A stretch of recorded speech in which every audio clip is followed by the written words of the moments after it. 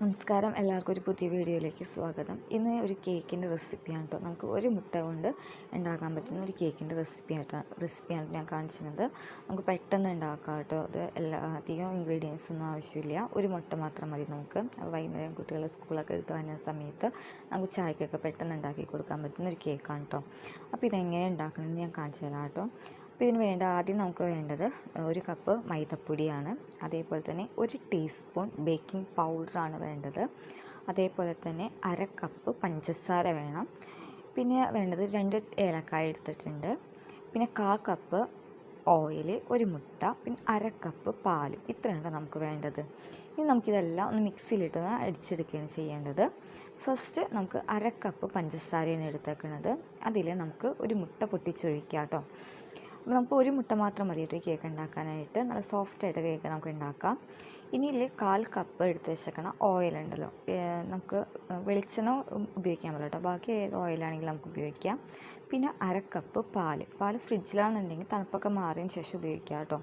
പിന്നെ 2 ഏലക്കായും കൂടി ഇട്ടിട്ടുണ്ട്. എന്നിട്ട് നമുക്ക് നന്നായിട്ടൊന്ന് അടിച്ചെടുക്കാം. അപ്പോൾ ഏലക്ക ഞാൻ ഇട്ടിട്ടുണ്ട്. വാനില എസൻസ് ഒക്കെ ഉണ്ടെന്നുണ്ടെങ്കിൽ അത് ഇടാം കേട്ടോ. അപ്പോൾ അതൊന്നും ഇല്ലാത്തതുകൊണ്ടാണ് ഞാൻ ഏലക്ക ഇട്ടേക്കുന്നത്. ഇനി ഈ അരിച്ച മിക്സിയിലോട്ട് നമുക്ക് 1 കപ്പ് മൈദപ്പൊടി അത് അരിച്ചെടുക്കാം കേട്ടോ. അരിച്ചെടുത്തിട്ട് ഇട്ട് കൊടുക്കാം. ഞാൻ അരിച്ച് വെച്ചതാണേ. പിന്നെ 1 ടീസ്പൂൺ ബേക്കിംഗ് പൗഡറാണ് കേട്ടോ. 1 ടീസ്പൂൺ ബേക്കിംഗ് പൗഡർ, 1 നുള്ള് ഉപ്പും കൂടി ഇട്ട് കൊടുത്തിട്ടുണ്ട്. ഇനി ഇത് നമുക്ക് ഒരുപാട് അടിച്ചെടുക്കരുത് കേട്ടോ. ബേക്കിംഗ് പൗഡറൊക്കെ ഇട്ടത് കാരണം ഒരുപാട് അടിക്കരുത്. 1-2-3 പ്രാവശ്യം പൾസ് ചെയ്തെടുത്താൽ മതി മിക്സിയുടെ ജാറിലിട്ടിട്ട്.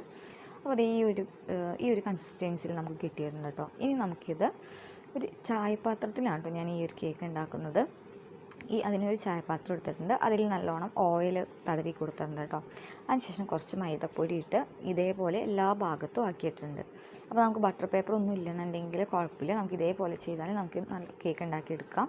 ഇനി നമുക്കിതിൽ കേക്കിൻ്റെ ബാറ്റർ നമുക്ക് ഒഴിച്ചു കൊടുക്കാം. പിന്നെ അതിനുശേഷം ഒന്ന് നന്നായിട്ട് തട്ടി കൊടുക്കാം കേട്ടോ. ഇതിൽ ബബിൾസൊക്കെ ഉണ്ടെങ്കിൽ മാറാനായിട്ട്.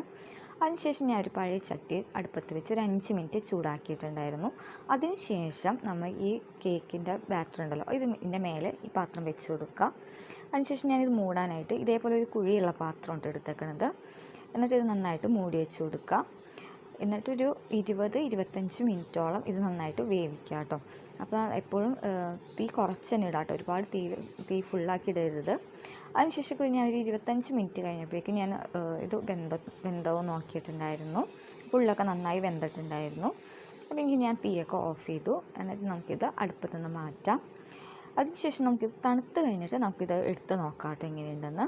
ഇപ്പോൾ കാണുമ്പോൾ തന്നെ കണ്ടോ നന്നായി പൊങ്ങി വന്നിട്ടുണ്ട്. അതേപോലെ തന്നെ ഇതിൻ്റെ സൈഡൊക്കെ കണ്ടോ നന്നായി വിട്ടിരിപ്പുണ്ട്. ഒട്ടും അടി പിടിച്ചിട്ടില്ല. അടിയിൽ അങ്ങനെ കരിഞ്ഞിട്ടൊന്നുമില്ല കേട്ടോ. അതേപോലെ ഇങ്ങനെ അതേ പിടിച്ചു നിൽക്കണില്ല. അപ്പം നമുക്കിതൊന്ന് കയ്യിലെടുത്ത് നോക്കാം. അപ്പോൾ ഇപ്പോൾ ചൂടൊക്കെ ആറിയിട്ടുണ്ട് കേട്ടോ. അപ്പോൾ ഇതേ കയ്യിലെടുത്ത് കണ്ടോ അടിയിലൊന്നും കണ്ടോ ഒട്ടും പിടിച്ചിട്ടില്ല അടിയിലൊന്നും. കേക്കിൻ്റെ മുകൾ ഭാഗം മോൻ കേക്ക് ഉണ്ടാക്കി വെച്ചപ്പോൾ തന്നെ കുറച്ച് അവൻ്റെ എടുത്തുകൊണ്ട് പോയതാണ് കേട്ടോ. അതങ്ങനെ ഇരിക്കുന്നത് മുകളിൽ. ഇനി നമുക്കിതൊന്ന് മുറിച്ച് നോക്കിയാലോ. കണ്ടോ നല്ല സോഫ്റ്റ് ആയിട്ടുള്ള കേക്കാണ് കേട്ടോ. നമുക്ക് പെട്ടെന്ന് ഉണ്ടാക്കാൻ പറ്റുന്ന കേക്കാണ്. അപ്പോൾ ഇത്രേ ഉള്ളൂ കേട്ടോ വീഡിയോ ഇഷ്ടമായിരുന്നെങ്കിൽ ഒന്ന് ലൈക്കും സബ്സ്ക്രൈബും കൂടി ചെയ്ത് ഒന്ന് സപ്പോർട്ടും കൂടി ചെയ്യാം കേട്ടോ.